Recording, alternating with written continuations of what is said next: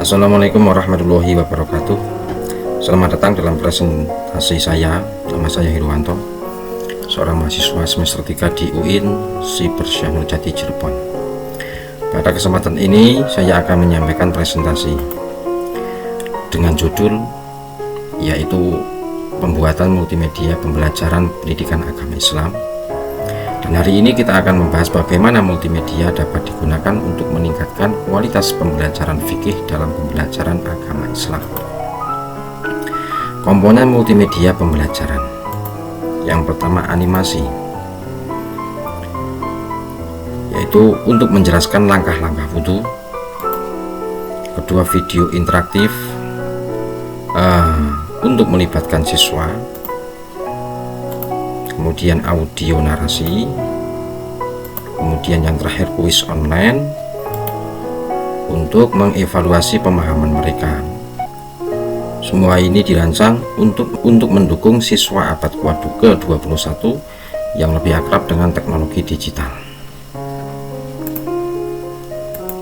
Berikutnya, tujuan pembelajaran yaitu untuk memahami rukun wudhu. Yang kedua, mampu mempraktikkan tata cara wudhu dengan benar. Rencana pelajaran atau lesson plan. Tujuan lesson plan yaitu memastikan siswa memahami teori dan praktik fikih. Kemudian struktur lesson plan yaitu pembukaan, artinya as briefing dan tujuan pembelajaran. Kemudian inti yaitu penjelasan teori, video demonstrasi dan diskusi. Yang terakhir penutup, yaitu refleksi, kuis dan tugas rumah. Lanjut metode yang digunakan ceramah, demonstrasi, diskusi kelompok. Lesson plan ini dirancang untuk memastikan siswa memahami teori dan praktik fikih secara mendalam. Dalam sesi pembukaan, saya menggunakan aktivitas ice breaking untuk menciptakan suasana yang menyenangkan. Artinya untuk menciptakan suasana belajar mengajar yang menyenangkan. Selanjutnya, melalui video demonstrasi dan diskusi kelompok, siswa diajak untuk lebih aktif berpartisipasi. Lanjut, slide berikutnya yaitu tahapan pengembangan multimedia. Yang pertama, perencanaan, yaitu menentukan tujuan dan kebutuhan pembelajaran. Kemudian desain, yaitu membuat storyboard dan skenario. Kemudian pengembangan, yaitu menggunakan aplikasi seperti Canva, Powtoon, dan Audacity. Kemudian implementasi, yaitu uji coba multimedia di kelas. Dan yang terakhir, evaluasi, yaitu kumpulkan umpan balik dari siswa dan guru. Proses pengembangan multimedia ini melibatkan beberapa tahapan, mulai dari perencanaan hingga evaluasi. Contohnya pada tahap desain, saya membuat storyboard yang menjelaskan langkah-langkah wudhu secara visual. Untuk pengembangan, saya menggunakan Powtoon untuk membuat animasi dan Audacity untuk merekam narasi. Slide berikutnya yaitu implementasi dan penggunaan. Panduan penggunaan. Buka multimedia di perangkat kelas dengan laptop, proyektor ataupun lainnya. Kemudian ikuti urutan materi mulai teori, video, dan kuis. Contoh penggunaan yaitu simulasi wudhu menggunakan animasi interaktif. Dan terakhir, latihan kuis online untuk menilai pemahaman siswa.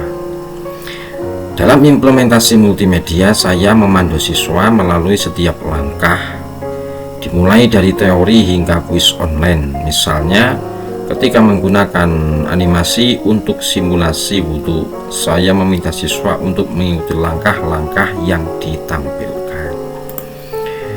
Slide berikutnya yaitu metode evaluasi dan hasil. Metode evaluasi, observasi keterlibatan siswa, kemudian hasil kuis online. Hasil evaluasi, 90% siswa memahami rukun wudhu.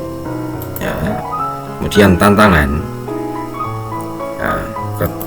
keterbatasan akses teknologi di beberapa kelas. Evaluasi dilakukan melalui observasi keterlibatan siswa, hasil kuis online, dan umpan balik dari guru. Misalnya, hasil evaluasi menunjukkan bahwa 90% siswa berhasil memahami rukun wudhu dengan baik, meskipun ada tantangan seperti akses teknologi yang terbatas. Kesimpulan dan rekomendasi. Kesimpulan, multimedia pembelajaran meningkatkan minat dan pemahaman siswa terhadap materi fikih. Rekomendasi yang pertama, perlu pengembangan multimedia untuk topik fikih lainnya. Yang kedua, peningkatan infrastruktur teknologi di sekolah. Sebagai kesimpulannya, multimedia pembelajaran telah terbukti efektif dalam meningkatkan pemahaman siswa. Saya merekomendasikan pengembangan lebih lanjut untuk topik lain dalam fikih dan peningkatan infrastruktur teknologi di sekolah. Terima kasih.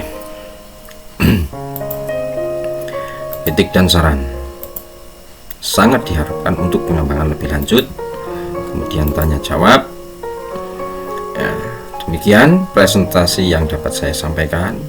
Saya mengharap Anda untuk memberikan saran, masukan, ataupun pertanyaan yang dapat membantu saya meningkatkan untuk menyempurnakan perangkat pembelajaran ini.